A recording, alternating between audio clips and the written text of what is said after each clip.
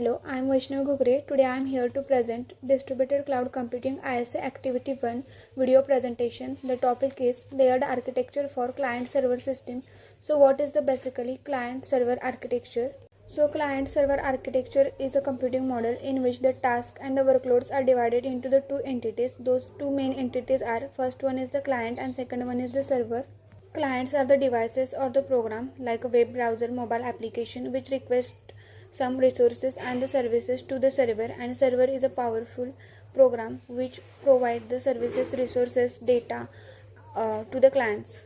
Advantages of client server system: first one is the centralized control, second one is scalability, and third one is efficiency. In the centralized control, it is easier to manage data and the security. Second one, talking about the scalability, that is multiple clients can connect to one server, and efficiency, resource sharing is there. One server can handle multiple users at a time. Talking about the disadvantages, single point of failure is there in the client server system, because if server crashes, then users are unable to access the services provided by the server and the resources as well. And second one is the network dependency, require reliable network connection. Client server system are basically used for the small and simple system, but in distributed cloud computing there are the major limitations. So to overcome these limitations, there is concept known as the layered client and server architecture. In layered architecture, layers are basically used to separate the responsibilities, improve scalability and simplify the management. There are different layers. First one is the client layer, it is also known as the front end. Second one is the application layer. Third one is server layer, data layer, infrastructure layer. Client layer is also known as the front end or the presentation layer, which basically provide the interface to the users to send requests to server and access the resources and services. And also it is used to represent what is the output and what is the result of particular request. Application layer is also known as a middleware or the service layer. Basically this middleware software or the cloud services, their roles are to act as a bridge between client and the backend. These are responsible to manage API gateways and services and load balancing as well. So example of application layers are REST APIs, middleware frameworks or cloud managed services, etc.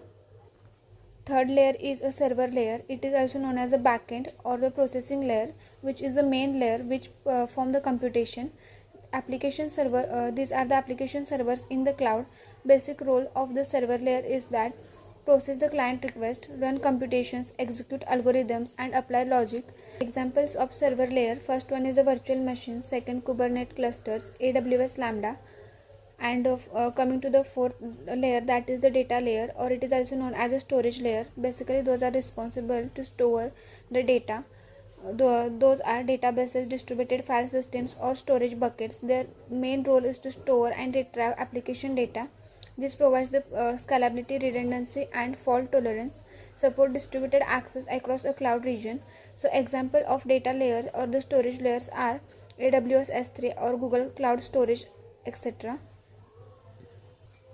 Fifth layer is the infrastructure layer, which basically has physical layer plus virtual cloud resources, provides computing, networking and storage infrastructure, includes virtualizations, hypervisors, containers and distributed networking. Example of infrastructure layer: first one is the data center, second virtual machines, third cloud networking, hypervisors, etc. There are different advantages of layered architecture over simple client server architecture. First one is the modularity. It allows to break down complex system into the manageable independent components, and it also simplifies the development and maintenance. Second one is the scalability. Allows individual layer to scale independently based on the demand without interrupting other layer, and it also optimizes the resource utilization. Third one is the security. There we can apply security at each layer based on requirement. And fourth one is the maintainability, that is change in one layer have minimal impact on the other layer and reduce the risk of introducing the new bugs. Having different layer in architecture is not enough. There should be a proper communication between each layer, and that can be done by using APIs, messaging queues, event driven architecture or remote procedure calls. First one is the API. These are the standard rules. Those defines how layers can interact and ensure the loose coupling. Second one is messaging queues. It is responsible for enhancing responsiveness and the fault tolerance. Third one is the event driven architecture, in which layers react to events published by other layers. and promoting the flexibility and scalability as well.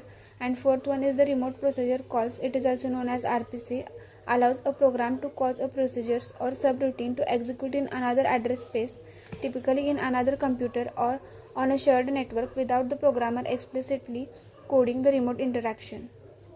Layered architecture faces some of the challenges. First one is the performance, scalability and security. Talking about the security in distributed system requires a robust identity and access management, and also it requires the proper data encryption methods and continuous monitoring over all the layers. And talking about the scalability, that is ensuring seamless horizontal and vertical scaling requires careful planning and the use of auto scaling feature provided by the cloud platforms. So based upon different advantages of layered architecture, it becomes one of the important system or pattern for developing the complex client server architecture over the distributed cloud computing. Thank you.